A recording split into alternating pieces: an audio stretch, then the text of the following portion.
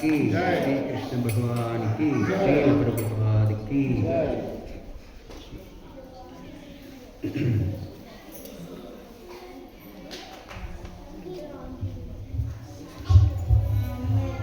हरे कृष्णा. இன்றைக்கு ஸ்ரீமத் பகவத்கீதை உண்மையுருவில் அத்தியாயம் 2 பதம் 14. இந்த ஸ்லோகம் நான் படிக்கிறேன், நீங்கள் எல்லாரும் எப்படி கேட்டு சொல்லுங்க. மாத்ரா ஸ்பர்ஷாஸ்து கௌந்தேய சீதோஷ்ண சுகதுக்கதா ஆகமா வாயினோ நித்யாஸ் சாந்தி வீக்ஷஸ்வ பாரதா.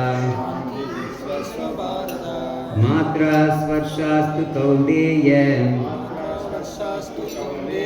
சீதோஷ்ண சுகதுக்கதா ஆகமா வாயினோ நித்யாஸ் சாந்தி வீக்ஷஸ்வ பாரதா. மொழிபெயர்ப்பு மற்றும் பொருளுரை அபை சரணாரவிந்த பக்தி வேதாந்த சுவாமி ஸ்ரீல பிரபுபாத் கி ஜெய். குந்தியின் மகனே, இன்ப துன்பங்களின் நிலையற்ற தோற்றமும் காலப்போக்கில் ஏற்படும் அவற்றின் மறைவும் கோடையும் குளிரும் பருவகாலத்தில் தோன்றி மறைவதை போன்றதாகும். புலன்களின் உணர்வாலேயே அவை எழுகின்றன. எனவே பரதகுல தோன்றலை இவற்றால் பாதிக்கப்படாமல் பொறுத்து கொள்ள கற்றுக்கொள்.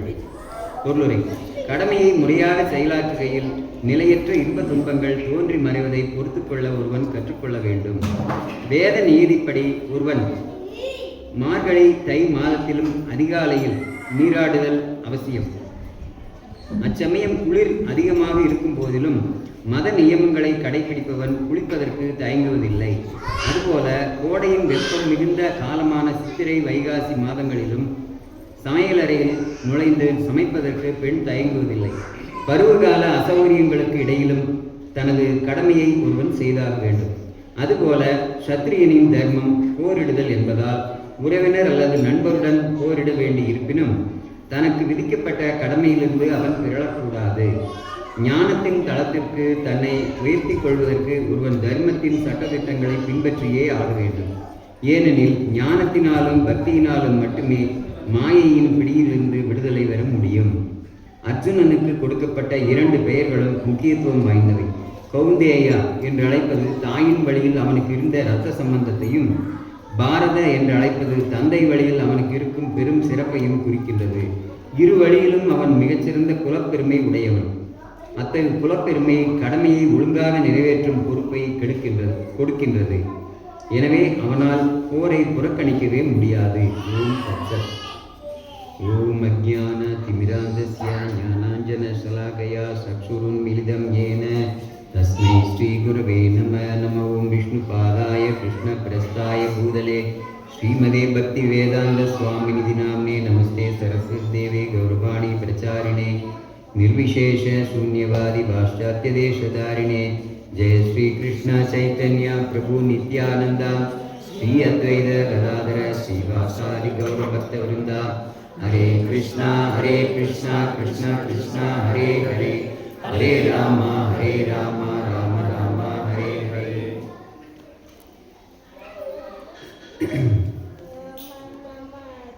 இங்கே கிருஷ்ணா அன்றாட வாழ்க்கையில் நம்ம சந்திக்கக்கூடிய சில பிரச்சனைகளை பற்றி சொல்கிறார். குந்தியின் மகனே, இன்ப துன்பங்களின் நிலையற்ற தோற்றமும் காலப்போக்கில் ஏற்படும் அவற்றின் மறைவும் கோடையும் குளிரும் பருவகாலத்தில் தோன்றி மறைவதை போன்றதாகும். புலன்களின் உணர்வாலேயே அவை எழுகின்றன. எனவே பரதகுலத் தோன்றலே இவற்றால் பாதிக்கப்படாமல் பொறுத்து கொள்ள கற்றுக்கொள்.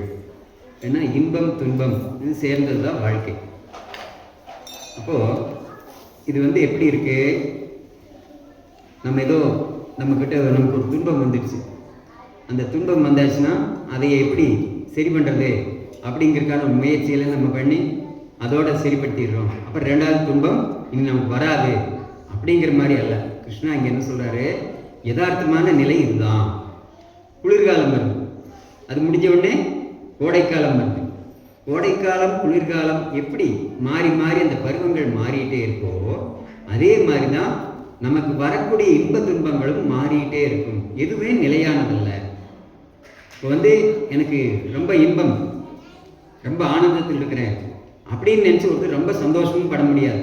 ஏன்னா அடுத்தது துன்பம் வர்றது காத்துட்டு இருக்கும். துன்பப்படக்கூடிய ஒருத்தர் அதுக்காக வருத்தப்பட வேண்டிய அவசியம் இல்லை. ஏன்னா அந்த துன்பம் நீடித்ததல்ல, மீண்டும் இன்பம் வரக்கூடிய வாய்ப்பு இருக்கு. அப்போ இது எப்படி காலை காலை வருது, அப்புறம் பகல், இரவு, மறுபடியும் காலை, இதே மாதிரி எப்படி சுழற்சியாக இருக்குதோ அதே மாதிரி நமக்கு வரக்கூடிய இன்ப துன்பங்கள் மாறிக்கிட்டே இருக்கும். அதனால இதுக்காக வருத்தப்பட வேண்டாங்கிறார் கிருஷ்ணா. அப்போ இந்த குளிர்காலம் கோடை காலம் பிரபுபாதா ஒரு உதாரணம் என்ன சொல்றாரு, இப்போ மார்கழி மாதம் இன்னைக்கெல்லாம் பயங்கர குளிர் இருந்தது. எல்லாருக்குமே காலையில் நேரத்தில் எந்திரிக்கணும் அப்படின்னா இன்னும் கொஞ்சம் நேரம் தூங்கலாமே, இந்நேரத்தில் எந்திரிச்சு என்ன பண்ண போகிறோம், நம்ம வேற எந்த காரியமாக இருந்தாலும் அப்புறமா பார்த்துக்கலாம் அப்படின்னு தான் தோணும். ஆனால் ஒரு ஆன்மீக வாழ்க்கையில் ஒரு சீரியஸாக இருக்கக்கூடியவங்க அந்த நேரத்தை நம்ம பயன்படுத்திக்கணும் அப்படின்னு சொல்லியிருக்காங்க. அப்படின்னா ஆன்மீகத்துக்கு உண்டான உகந்த காலம் எது அப்படின்னா பிரம்ம முகூர்த்தம் அப்படின்னு சொல்லியிருக்காங்க. அந்த பிரம்ம முகூர்த்தம் அப்படிங்கிறது எது? காலையில் சூரிய உதயம், சூரிய உதயத்துக்கு முன்னாடி ஒரு 1.5 மணி நேரம். அப்போது 6 மணிக்கு சூரிய உதயம் இருக்குது அப்படின்னா ஒரு 4:30 மணியிலிருந்து ஒரு 6 மணி வரைக்கும் பிரம்ம முகூர்த்தம் அப்படின்னு சொல்கிறாங்க. அப்போ இந்த காலம் ஆன்மீக வாழ்க்கைக்கு நல்ல சாதகமான ஒரு சூழ்நிலையாக இருக்குது. எப்படின்னா நமக்கு கதிரை அறுக்கிறோம், அதை அறுவடை பண்ணி கதிரை அடிக்கிற நேரத்தில் நல்ல காற்று வந்ததுன்னா எப்படி இருக்கும், அது சாதகமாக இருக்கும். அப்போ நமக்கு அந்த வேலையை ஈஸியாக முடியும். அதே மாதிரி தான் நம்ம அந்த காலையில் நேரத்தில் மனசு ஃபேவராக இருக்கும், சூழ்நிலையும் ஃபேவராக இருக்கும்.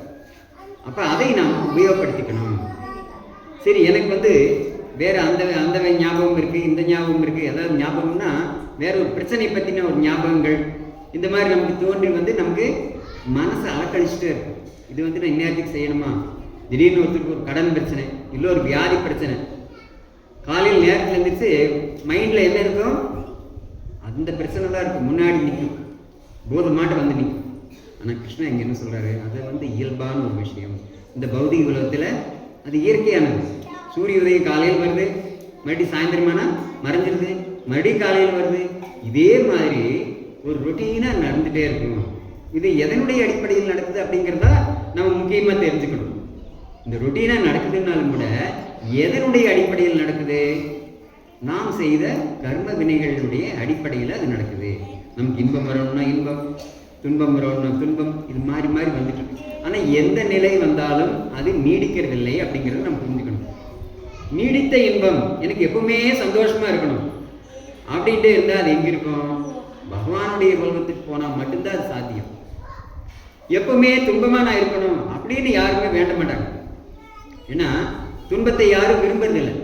நான் சந்தோஷமா இருக்கணும், இன்பமாக இருக்கணும் அப்படிங்கிறது மட்டும்தான் விரும்புவாங்களே ஒழிய துன்பத்தை யாரும் விரும்புறதில்லை. ஆனால் நமக்கு துன்பம் அலையாத விருந்தாளியாக நம்மை தேடி வருது இல்லைங்களா? அப்போது அந்த துன்பம் வரக்கூடிய இதில் பார்த்தீங்கன்னா கூட அது நீடித்து இருக்கிறதில்லை. அது ஒரு காலகட்டத்துக்கு மேலே மீண்டும் நம்முடைய கர்ம வினைகளுக்கு தகுந்த மாதிரி அந்த இன்பம் மாறி வரும். அப்போ இதுக்காக பயப்பட வேண்டாம். எதாக இருந்தாலுமே நமக்கு எந்த ஒரு விஷயத்துக்குமே, ஆன்மீக விஷயமா இருக்கலாம், பௌதிக விஷயமே என்ன தெரியுங்களா, பௌதிகம் அப்படின்னாவே இந்த உலகத்தில் இருக்கிற எல்லாமே பார்க்கக்கூடிய பொருட்கள் எல்லாமே பஞ்சபூதங்களால் ஆனது. அந்த பொருட்கள் எல்லாமே பௌதிக பொருட்கள் அப்படிங்கிறோம். இது எல்லாம் சேர்ந்த இந்த உலகத்தை பௌதிக உலகங்கிறோம்.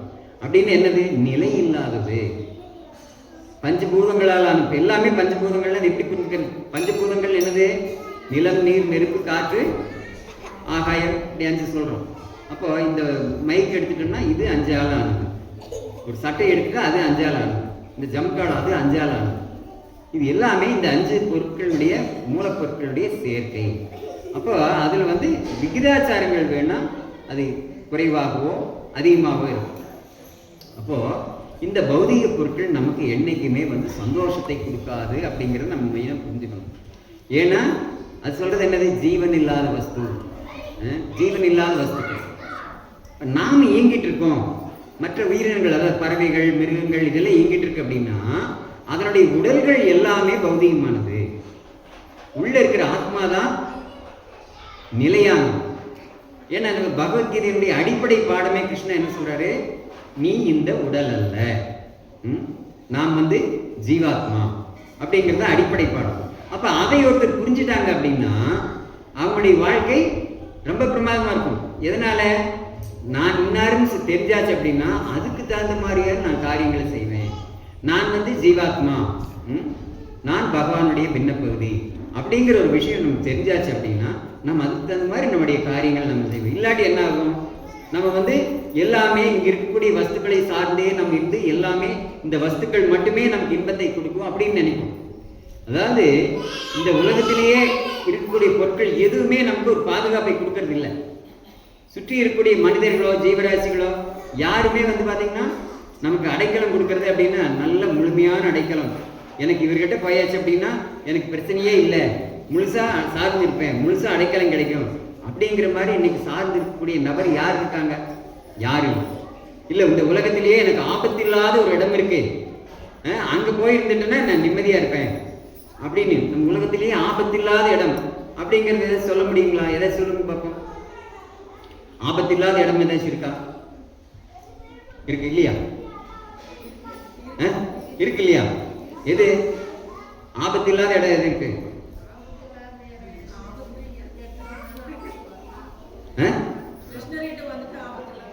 அதை விடுங்க. இப்ப நாம இருந்துட்டு இருக்கிற கிருஷ்ணர் நாம இனி பார்க்கலையே.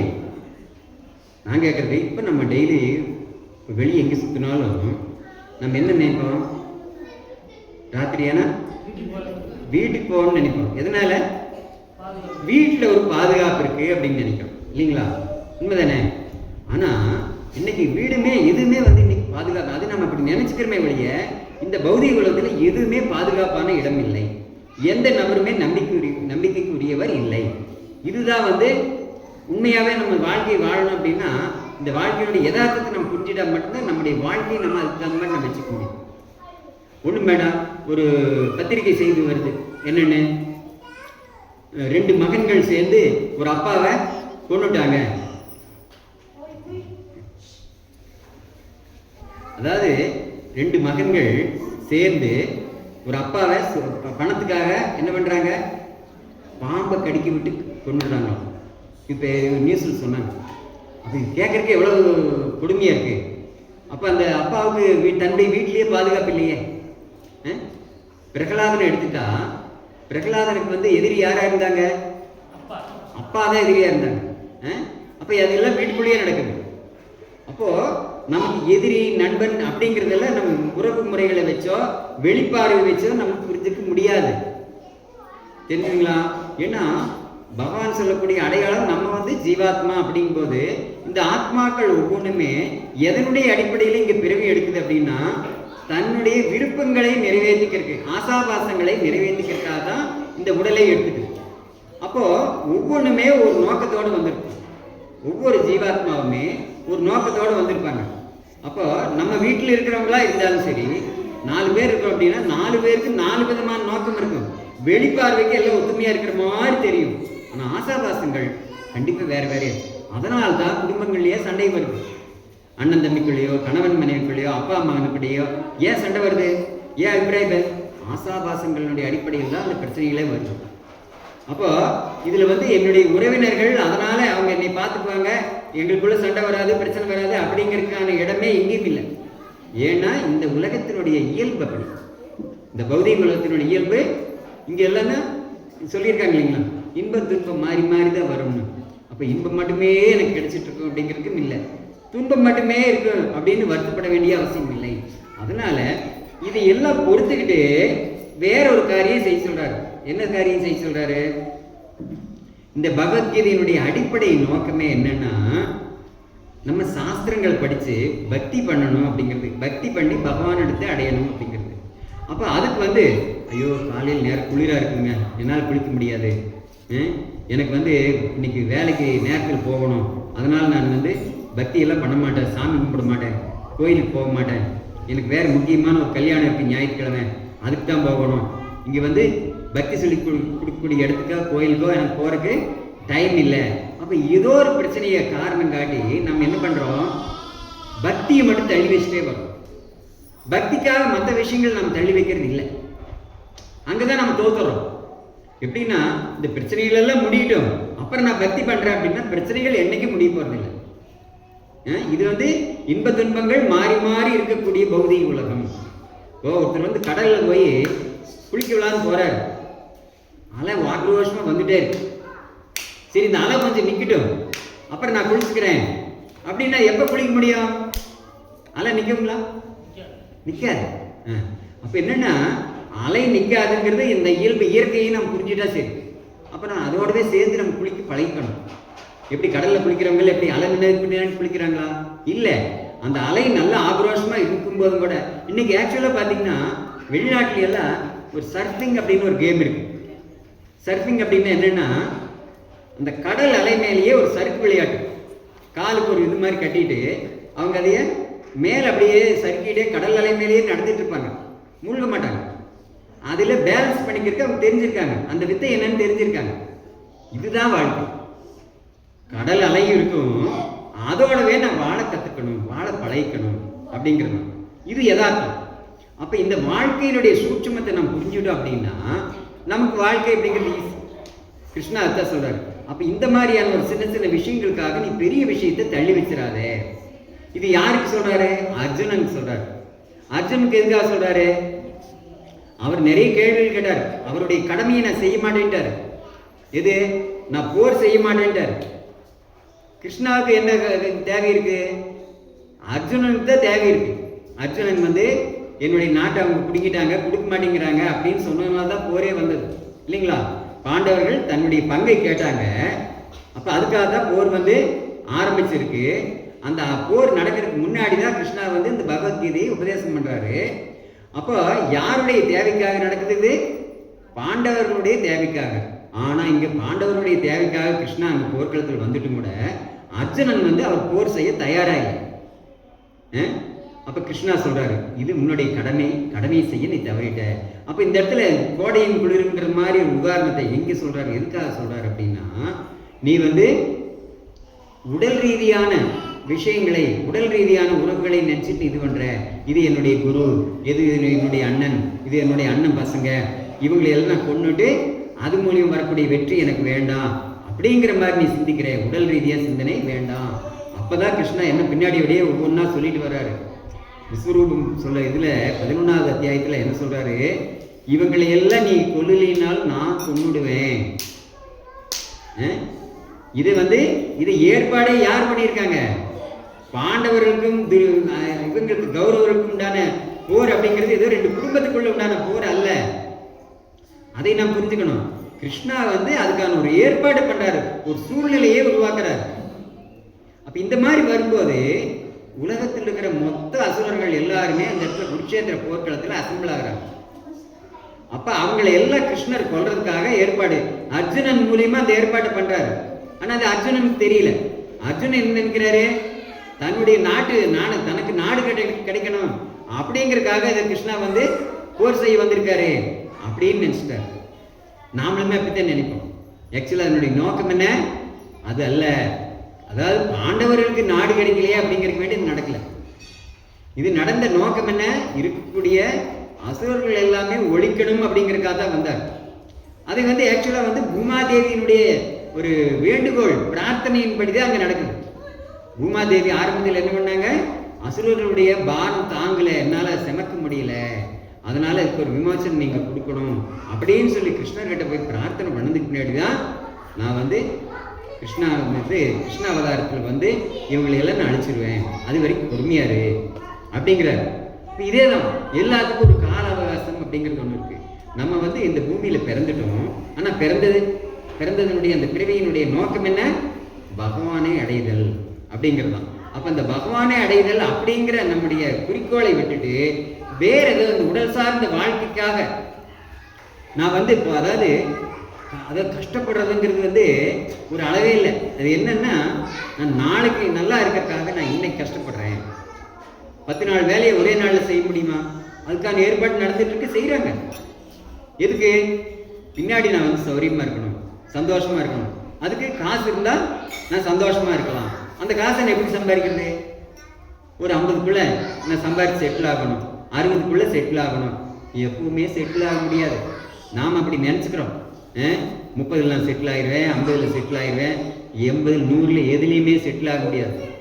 ஏன்னா அதனுடைய இந்த ஏற்பாடு இயற்கையினுடைய நியதி அப்படி. நம்ம நினைக்கிற மாதிரி இல்லை. இது எதுவுமே நம்ம கண்ட்ரோல் இல்லை. நம்ம கண்ட்ரோல் என்ன இருக்கு சொல்லுங்க பார்ப்போம். எதுவுமே அதாவது நம்முடைய உடல் இருக்கு, இந்த உள்ள இருக்கக்கூடிய ஜீவன் வெளியே போகணும், எப்போ போகணும், அது நம்ம கண்ட்ரோல் இருக்கா? இல்லை. நம்முடைய உறவினர்கள் எத்தனை நாள் நம்ம கூட இருப்பாங்க, ஏதாச்சும் அந்த கண்ட்ரோல் நம்ம கிட்ட இருக்கா? இல்லை.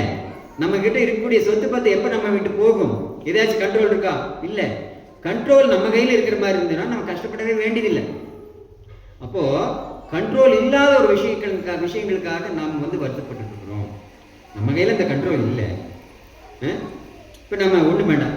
ஒருத்தர் ஒரு இந்தியாவில் இப்போ தேர்தல் வரப்போகுது, ஆட்சி அப்படி இருக்குது இப்படி இருக்குன்னு ஒவ்வொருத்தருக்கும் அபிப்பிராயம் இருந்தாலும் கூட இது தனி மனிதனுக்காக என்ன பண்ண முடியும்? அவர் என்ன பண்ணலாம் சொல்லுங்க. அவர் அதில் என்ன பண்ண முடியும்? சாதாரண ஒரு மனிதன் என்ன பண்ண முடியும்? ஓட்டு போடலாம், யாருக்கு பிடிச்சவங்களோ அவங்க போடலாம். இதுதான் அவர் செய்ய முடியும். மற்றது எதுவுமே அவருடைய கண்ட்ரோல் இல்லை. அவருடைய கண்ட்ரோல் இருக்கிறது ஒரே ஒரு விஷயம். அதே மாதிரி தான் உலக விஷயங்கள், உலக பிரச்சனைகள் எதுவாக இருந்தாலும் சரி, நம்முடைய கண்ட்ரோல் இருக்கிறது அப்படிங்கிறது என்னுடைய பக்தி மட்டும்தான். வேற எதுவுமே நம்முடைய கண்ட்ரோல் இல்லை. எல்லாமே மற்றது எல்லாமே கர்ம வினைகள் படிதான் நடக்கும். கால கர்ம அதாதீனோன்னு சொல்லி, அதாவது எப்படி சொல்றாங்க அப்படின்னா, காலத்தினுடைய அடிப்படையில் காலத்தால நம்ம கட்டுப்படுத்தப்படுறோம், கர்மங்களால கட்டுப்படுத்தப்படுறோம். புரிஞ்சுங்களா? அப்ப குணங்களால கட்டுப்படுத்தப்படுறோம். கால கர்ம குணாதீனம். குணங்கள்னு என்னது? குணங்கள் அப்படிங்கிறது தொடர்ச்சியே கேட்குறவங்களுக்கு தெரியும், புரியாதவங்களுக்கு கூட தொடர்ச்சியாக வரும்போது இதெல்லாம் புரிஞ்சுக்கலன்னா இது வெறும் ஒரு நாளில் நம்ம தெரிஞ்சுக்க முடியாது. தொடர்ச்சியாக வரும்போது நம்ம செஞ்சுக்கலாம். பகவத்கீதையில் குணங்கள்னு சொல்லியிருக்கு. குணங்கள் அப்படின்னா சத்துவகுணம், ரஜோகுணம், தமோ குணம், 3 வகையான குணங்கள் இருக்கு. அதாவது நல்ல குணம், ஒரு மத்தியம குணம், தாழ்ந்த குணம் அப்படின்னு வச்சுக்கலாம் புரிஞ்சுக்கிறதுக்காக. பேர் வேற சொல்லியிருந்தாலும் நம்ம புரிஞ்சுக்கிறதுக்காக நான் சொல்றேன். உயர்ந்த குணம், தாழ்ந்த குணம், நடுவில் மத்தியமான ஒரு குணம் அப்படி வச்சுக்கணும். இந்த குணங்களினுடைய அடிப்படையில் நடக்குங்கிறப்போ இந்த குணங்களாலையும் நாம் கட்டுப்படுத்தப்படுறோம். குணம்னா இன்னொரு அர்த்தம் இருக்கு. குணம்னா கயிறுங்கிற அர்த்தம் இருக்கு. இந்த கயிறு நம்மளை எப்படி கட்டும் அப்படின்னா, நாம எந்த நேரத்துல எந்த மாதிரியான மனோபாவத்துல சுபாவத்தில் இருப்போம்னு நமக்கு தெரியாது. நல்லா தான் பேசிட்டு இருக்கோம், திடீர்னு பார்த்தா ஒருத்தர் மேல எரிஞ்சு வந்துருவோம். நீங்க அப்படி அவர் பேசக்கூடியவர் அல்லங்க, இது திடீர்னு அப்படி கோபப்பட்டாருன்னு எனக்கே தெரியல அப்படிம்போம். அந்த கோபம் எங்கிருந்து வந்தது? சாத்வீகமான மனசா இருந்தாலும் கூட அந்த கோபம் எங்கிருந்து வந்தது? அதுதான். அப்ப என்னன்னா, இந்த 3 குணங்கள் நம்முடைய சுபாவத்தை தீர்மானிக்குது. நல்ல மனிதர்களோடு இருக்கும்போது அந்த கோபதாபங்கள் அது வராது. அதனால்தான் சேரிடம் அறிந்து சேர் அப்படிங்கிறாங்க. சேரிடம் அறிந்து சேர். நாம் ஏதோ தப்பான நபர்கள்கிட்ட போய் சாகாசம் வச்சுட்டு நம்ம குணம் கேரக்டர் மாறலையே அப்படின்னா எப்படி மாறும்? மாறாது. நம்ம யாரோட தொடர்பில் இருக்கிறோமோ அதுக்கு தகுந்த மாதிரி தான் நம்ம செயல்பட ஆரம்பிக்கும். அப்போ அதனால தான் நம்ம யார்கிட்ட சேர்றோம் சொல்லுவாங்க. இங்கிலீஷில் ஒரு பழமொழி சொல்லுவாங்க இல்லைங்களா? Tell me your friend and I say who you are. உன்னுடைய நண்பன் யார் என்று சொல், உன்னை பற்றி நான் சொல்கிறேன் அப்படிம்பாங்க. எதுக்கு அது அப்படிப்பட்ட பழமொழி? அந்த நண்பன் எப்படின்னு தெரிஞ்சாச்சுன்னா அதே மாதிரி தான் இவரும் இருப்பார். அவர்கிட்ட முழு குணங்களும் இல்லைன்னாலும் கூட கொஞ்சமாவது கண்டிப்பாக இருக்கும். அப்போ என்னன்னா, யார்கிட்ட சேரணும், யாருடைய தொடர்பில் நாம் இருக்கணும், எந்த மாதிரி விஷயங்களை நாம் தெரிஞ்சுக்கணும் அப்படிங்கிறது ரொம்ப ரொம்ப முக்கியமான ஒரு விஷயம். அப்போ இந்த காலத்தால் நம்ம கட்டுப்படுத்தப்படுறோம். அது எப்படி காலத்தால் கட்டுப்படுத்தப்படுறோம்? நமக்கு குறிப்பிட்ட ஆயுசு எவ்வளவு வேணாலும் நம்ம வாழ்ந்துக்கலாம் அப்படின்னு பீஷ்மர் நமக்கு வரம்பான மாதிரி நமக்கு வரம் இருக்கா? பீஷ்மருக்கு இந்த உலகத்துல எவ்வளவு காலம் வேணாலும் வாழலாம் அப்படிங்கிற ஒரு வரம் இருந்தது. அந்த மாதிரி வரம் நமக்கு யாருக்காச்சும் இருக்கா? யாருக்குமே இல்லை. 50 வருஷம் வாழுமா? தெரியாது. 100 வயசு வரைக்கும் வாழுமா? தெரியாது. இல்லை 20 வயசு வரைக்கும் தான் வாழுமா? தெரியாது. சில குழந்தைகள் பார்த்தீங்கன்னா சின்ன வயசுலேயே பிறந்த உடனே இறந்துருது. சில பேர் 100, 120 ஆகி இருக்கிறாங்க. இப்படி எந்த நிலையில் வேணாலும் மரணம் வரலாம் அப்படிங்கிறது. அப்போ அந்த காலத்தால் நம்ம கட்டுப்படுத்தப்படுறோம். நமக்கு இவ்வளவு வருஷங்கள் தான் வாழணுங்கிற நமக்கு நிச்சயமான தேதி நமக்கு தெரியாது. அப்புறம் கர்மத்தால் நம்ம கட்டுப்படுத்தப்படுறோம். கர்மத்தால் எப்படி கட்டுப்படுத்தப்படுறோம்? நமக்கு என்ன விதிக்கப்பட்டிருக்கோ அதுதான் நடக்கும். அந்த விதி எதனுடைய அடிப்படையில் உருவாக்கப்பட்டது? நாம் என்ன போனதுல செஞ்சோமோ அதுக்கு தகுந்த மாதிரி இப்பத்துக்கான ஒரு பலன்கள் நமக்கு கிடைக்குது. அப்ப அதனால என்ன ஆகுது? நாம கர்மங்களால கட்டுப்படுத்தப்பட்டிருக்கிறோம். மூன்றாவது, நான் ஏற்கனவே சொன்ன மாதிரி குணங்களால கட்டுப்படுத்தப்படுறோம். நாம் எந்த மாதிரி சுபாவத்தில் நம்ம எப்ப இருப்போங்க தெரியாது. ஒரு திடீர்னு ஒருத்தர் கொலை பண்றான், ஒருத்தர் திட்டமிட்டு கொலை பண்றது அப்படிங்கிறது ஏதோ கொஞ்சம் பேர் தான் இருக்கும். ஏதாவது திடீர்னு ஒரு உணர்ச்சி வசப்பட்டு அவன் ஒரு போட்டி இல்லை ஏதோ ஒரு சண்டை கொலை பண்ணிடுறாங்க. இது உணர்ச்சி வசப்பட்டு டக்குன்னு அந்த ஸ்பாட்ல நடக்குது. அவன் நல்லவன் தான், அவன் கெட்டவன் அல்ல. ஆனா திடீர்னு அப்படி நடக்குது. அது எதனுடைய அடிப்படையில் நடக்குது? அது குணங்களினுடைய அடிப்படையில் நடக்குது. நல்லவனையும் கெட்டவனாக மாத்தி இருக்கு அந்த குணங்கள். அப்ப இந்த 3 விஷயங்களால நம்ம கட்டுப்படுத்தப்படுறோம். அப்படி இருக்கிறப்போ நம்ம சுதந்திரமானவர்கள் இல்லை. சுதந்திரமான ஒருத்தருக்கு வேணா நம்மளோட அவங்க வாழ்க்கை அவங்கவுங்களே தீர்மானிக்க முடியும். சுதந்திரமானவங்க யாரு யார் இருக்காங்க உலகத்திலே? சுதந்திரமானவங்க யார் இருக்காங்க?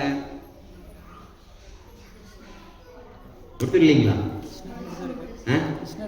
பிரதம மந்திரியா? கிருஷ்ணர் மட்டும்தான். ஏன்னா அவர் தான் இந்த ஜட உலகத்துக்கு அப்பாற்பட்டவர், அபிக்ஞ சுராட், இந்த எந்த கட்டுப்பாடுக்கும் இல்லாதவர், சுதந்திரமானவர். அப்ப அதனால அவரோட தொடர்புல வரும்போது நாமளும் அந்த இதுக்குள்ள இருந்து விடுதலையாகும். இல்லாட்டி இந்த 3 கட்டுப்பாடுகள் நம்மளை காலம் பூரா நம்மளை சூழ்ந்து பின்னாடி வந்துட்டே இருக்கும், துரத்திட்டே இருக்கும். சரி, அதுக்கு பின்னாடி நான் இறந்துட்டேன்னா அப்புறம் விட்டுருமில்ல? அப்படி இல்லை. அடுத்த பிறவி எங்காச்சும் எடுக்கிறோம்னா அதுக்கு பின்னாடி வந்துடும். நம்ம நிழல் மாதிரி கூடவே வரும். நிழல் எப்ப நம்ம விட்டு போகும்? போகாது. நிழல் எங்க போனாலும் கூட வந்துடும். செருப்பும் கூட நம்ம வீட்டு வாசல்ல விட்டுட்டு வந்துடலாம். ஆனா வீட்டுக்குள்ள வந்தாலும் கூட அங்க வெளிச்சம் இருக்குன்னு நிழல் இருக்கும். நம்முடைய நிழல் எப்படி கூடவே வருதோ அதே மாதிரி நம்முடைய கர்ம வினைகள் நம்ம கூடவே வந்துட்டு இருக்கும்.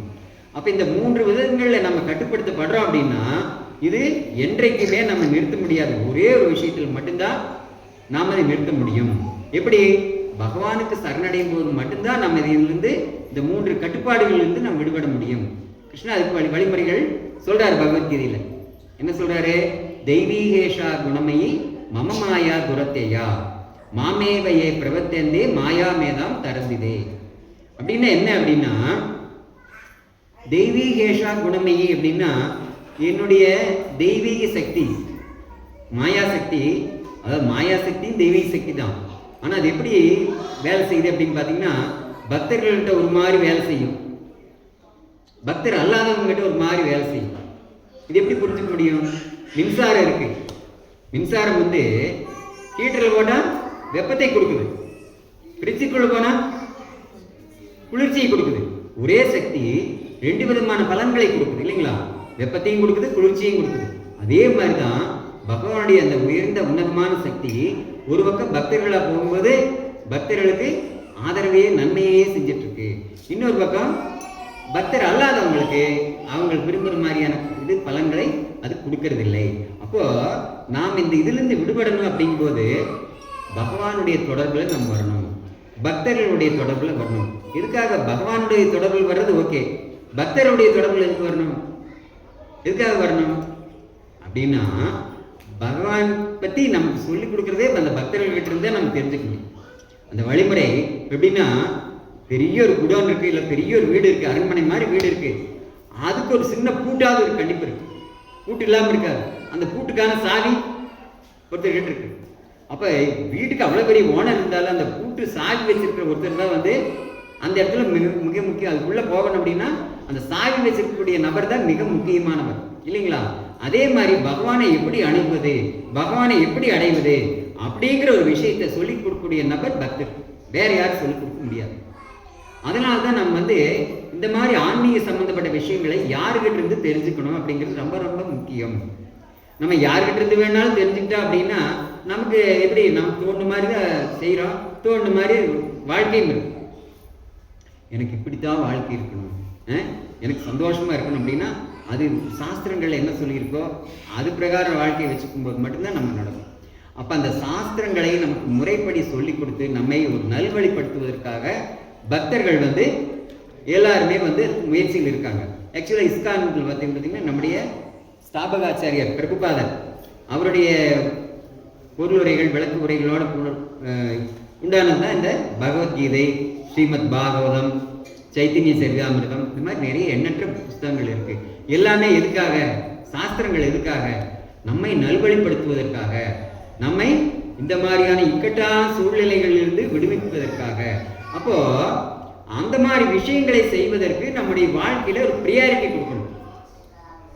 நாம் என்ன பண்றோம்? ஏதாச்சும் நம்ம வாழ்க்கையில் ஏதோ ஒரு சின்ன பிரச்சனை வந்துன்னா கோயிலுக்கு வேண்டாம், ஒன்றும் வேண்டாம், நம்ம முதல்ல நம்ம பிரச்சனையை பார்ப்போம், நமக்கு வயிற்றுக்கு இல்லாட்டி நம்ம தான் பார்க்கணும், வேற முன்னோருத்தரா வந்து பார்ப்பாங்க, அப்படிங்கிற மாதிரி தான் நமக்கு இருக்குமே ஒழிய, ஆக்சுவலாக எல்லாருக்கும் நம்ம படி அளக்கிறது யாரு? பகவான் தான். நாம் நினைக்கிற மாதிரி நான் பாடுபடுறேன், எனக்கு சம்பளம் வருது, அது மூலிமா பணம் சாப்பாடு கிடைக்குது, பொருள் கிடைக்குது, அப்படி இல்லை. எல்லாமே கொடுக்கறது யாரு? பகவான் தான். ஈசாவாசியம் இதம் சர்வம் பகவான் தான். எல்லாமே அவருக்கு தான் சொந்தம். அப்போ அதனால நாம பகவான் எடுத்து ஒரு அனுகூலமாக நம்ம நடந்துக்கிட்டோம் அப்படின்னா, அந்த மாதிரியான ஒரு தொடர்பை நம்ம வச்சுக்கிட்டோம் அப்படின்னா, பக்தர்கள் மூலியமா நம்ம இந்த மாதிரியான விஷயங்கள்லேருந்து விடுபடலாம். இல்லாட்டி என்னன்னா, ஒரு இந்த மாதிரியான ஒரு இருட்டான ஒரு, அதாவது சொல்லுவாங்க அந்த கூபம்னு ஒரு நரகம் இருக்கான். அது வந்து இருட்டான பாழடைந்த கிணறு மாதிரி இருக்குமா. அதுக்குள்ள விழுந்தாச்சுன்னா எந்திரிக்கவே முடியாதான், வெளியவே வர முடியாதான். எதனால் அப்படின்னா, ஒன்றாவது அது ஆழத்தில் இருக்கும், தண்ணியும் இருக்காது. இன்னொன்று என்னது, அங்கே இருட்டாக இருக்கும், எது வழியாக வேணா வெளியேறது அப்படின்னு தெரியாது, திசை தெரியாது. அப்போ அந்த மாதிரியான ஒரு இடத்துக்குள்ள மாட்டிக்கிட்ட ஒருத்தர் எப்படி வெளியே வர முடியாது? தானே வெளியே வர முடியாது. வேறொருத்தர் உதவி இருந்தால் மட்டும்தான், அவர் வெளிச்சம் கொண்டு வந்தால் மட்டும்தான் அவர் அதிலிருந்து வெளியே வர முடியும், இல்லைங்களா? அப்போ அந்த மாதிரியான ஒரு இருண்ட வாழ்க்கையில் தான், இருட்டான ஒரு அஞ்ஞானத்தில் தான் நம்ம இந்த மக்கள் எல்லாருமே வாழ்ந்துட்டு இருக்கிறதுனால, இது இந்த வாழ்க்கை கஷ்டம்தான் அப்படிங்கிறது தெரியுது. ஆனால் எப்படி அதை மாற்றிக்கிறது, அதுலேருந்து வெளியே வர்றது எப்படி அப்படிங்கிற ஒரு ஞானம் கிடைக்கிறது இல்லை. அப்போ அதனால தான் கிருஷ்ணா வந்து வேதங்கள், சாஸ்திரங்கள் எல்லாம் ஒரு பக்கம் ஏற்கனவே கோடிக்கணக்கான வருஷங்களுக்கு முன்னாடி எழுதி வச்சிருந்தாலும் கூட 5000 வருஷத்துக்கு முன்னாடி வந்து என்ன சொன்னாரு? இந்த பகவத்கீதை அர்ஜுனனுக்கு சொன்ன மாதிரி இந்த மாதிரியான விஷயங்களை நீங்களும் கடைபிடிங்க, நீங்களும் சரியாயிக்கலாம் அப்படின்னு சொல்லி நமக்கு சொல்லிக் கொடுக்குறாரு. வாழ்க்கையில வாழ்வதற்கான ஒரு வழிமுறையை சொல்லிக் கொடுக்குறாரு. அப்ப அதற்கான முதல் பாடம் என்னது? நான் ஜீவாத்மா, நான் இந்த உடல் அல்ல அப்படிங்கிற தெரிஞ்சுக்கிறது. அந்த ஆரம்ப கல்வியில நம்ம தோத்துட்டோம் அப்படின்னா, அதை புரிஞ்சுக்கல அப்படின்னா, நமக்கு வந்து பின்னாடி வரக்கூடிய அத்தியாயங்கள் இது எதுவுமே நமக்கு புரியாது. முதல் கோணல் முற்றும் கோணல் அப்படிங்கிற மாதிரி ஆரம்ப புரிதல் இல்லாம மேற்கொண்டு நம்ம எதையும் ஏபிசிடி கரெக்டாக தெரிஞ்சுக்காம, 26 எழுத்து இருக்கு அப்படிங்கிறத தெரிஞ்சுக்காம மேற்கொண்டு உயர்கல்வி நம்ம எப்படி படிக்க முடியும்? படிக்கவே முடியாது. அதே மாதிரிதான் நான் ஜீவாத்மா, நான் நிலையானவன், நான் இந்த உடலுக்குள்ளே இருக்கிறேன். இந்த உடல் வந்து ஒரு இரவில் வாங்கின ஒரு பொருள் தான், பஞ்சபூதங்களால் ஆன ஒரு பொருள்.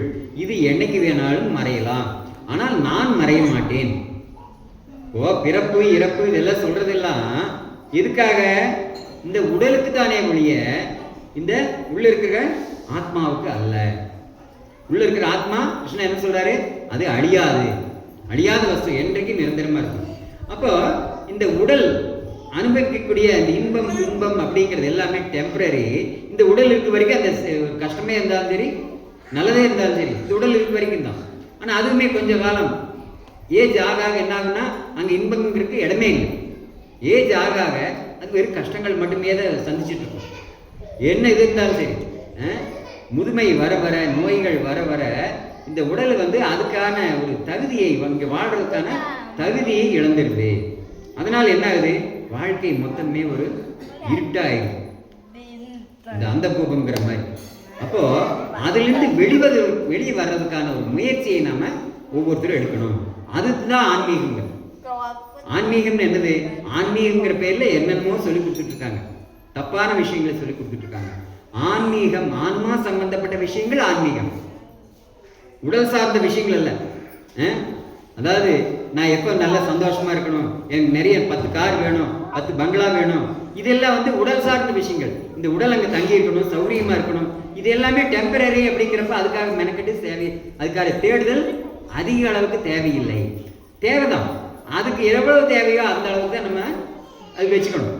மிச்சம் எல்லாமே, மிச்ச நேரம் மற்றும் நம்முடைய உழைப்பு இது எல்லாமே எந்த அளவுக்கு எதுக்காக செலவு பண்ணணும் அப்படின்னா, நான் ஜீவாத்மா, நான் வந்து பகவானுடைய ஒரு பகுதி, பகவானுடைய குழந்தை அப்படின்னு நம்ம புரிஞ்சுக்கிட்டு மீண்டும் இந்த சிக்கல்கள்லேருந்து விடுபட்டு மீண்டும் இங்கே வராமல் நம்ம பகவானுடைய உலகத்துக்கு போகிறதுக்கான ஒரு முயற்சி தான் இந்த மனித பிறவி அப்படிங்கிறத நம்ம புரிஞ்சுட்டோம் அப்படின்னா நம்ம அதுக்கான நேரம் நிறைய கொடுப்போம். இல்லாட்டி என்ன ஆகும், சின்ன சின்ன விஷயங்களுக்காக நம்ம சொல்லுவாங்க, அதாவது சின்ன நூல் கண்டா நம்மை சிறைப்படுத்துவதுன்னு முதல்ல ஒரு கதை ஒன்று உண்டு. அந்த தலைப்பு நல்ல தலைப்பு, சின்ன நூல் கண்டா நம்மை சிறைப்படுத்துவது அப்படின்னு என்ன அப்படின்னு அர்த்தம், சின்ன சின்ன பிரச்சனைகளுக்காக நம்முடைய மொத்த வாழ்க்கையுமே நம்ம இழந்துடுறோம். சின்ன சின்ன சின்ன பிரச்சனைகளுக்கு வெக்ஸ் ஆயிடும். நாம வெக்ஸ் ஆக வேண்டியவங்க அல்ல, நாம வந்து நம்முடைய யதார்த்தமான நிலையை நம்ம புரிஞ்சுக்கல, அதுதான் உண்மை. நாம் இங்க இருக்க வேண்டியவங்க அல்ல, ஆனா இங்க உட்கார்ந்து இருக்கிறோம். நாம் எந்த உலகத்தை சேர்ந்தவங்க, பகவானுடைய உலகத்தை சேர்ந்தவங்க. ஏதோ இங்க வந்து ஒரு விபத்து மூலியமா, விபத்துன்னா விபத்து அல்ல, அந்த மாதிரி விபத்து அல்ல, இது வந்து நம்ம ஒரு நம்முடைய கர்மங்கள், ஒரு ஆசாபாசங்கள், கர்மவினைகள், அதுக்கு தகுந்த மாதிரி நாம் இங்க ஒரு பிறவி எடுத்து இங்க வந்திருக்கோம். ஆனாலுமே இந்த மனித பிறவி நல்லதுதான். இந்த உலக வாழ்க்கை, இந்த உலகத்தில் இருக்கக்கூடிய பிறவி, இது எல்லாமே ஒரு வேல்யூ இல்லாததான். ஆனால் மனித பிறவி மட்டும் வேல்யூ ஆனது. ஏன்னா அந்த உடலை வைத்து தான் நாம் வந்து இந்த உலக கஷ்டங்கள்லேருந்து, பிரச்சனைகள்லேருந்து நாம் விடுபட முடியும் அப்படிங்கிறத நம்ம புரிஞ்சுக்கணும். அதுக்காக நம்ம என்ன பண்ணணும், இந்த உலக விஷயங்களில் நம்ம தினசரி நம்முடைய நடவடிக்கைகளில் சந்திக்கக்கூடிய பிரச்சனைகளுக்காக நம்ம தேங்கி நிற்காம நம்முடைய ஆன்மீக வாழ்க்கைக்காக கொஞ்சம் டைம் செலவு பண்ணி நாம் இன்னார் தான் உண்மையான பகவானுடைய குழந்தை, ஜீவாத்மா அப்படிங்கிறத புரிஞ்சு அதுக்கான வாழ்க்கையை நாம் வாழ ஆரம்பிக்கணும் அப்படின்னு கேட்டுக்கிறேன். ஹரே கிருஷ்ணா. யாருக்காச்சும் இல்லை கேள்விகள் சந்தேகங்கள் இருக்குங்களா? கேள்விகள் சந்தேகங்கள் இதை கேட்கலாம். இல்லை, ஓகே. ஹரிநாம் சங்கீர்த்தன யஜ்ஞ கி, ஸ்ரீ கிருஷ்ண பகவான் கி, ஸ்ரீல பிரபுபாத கி.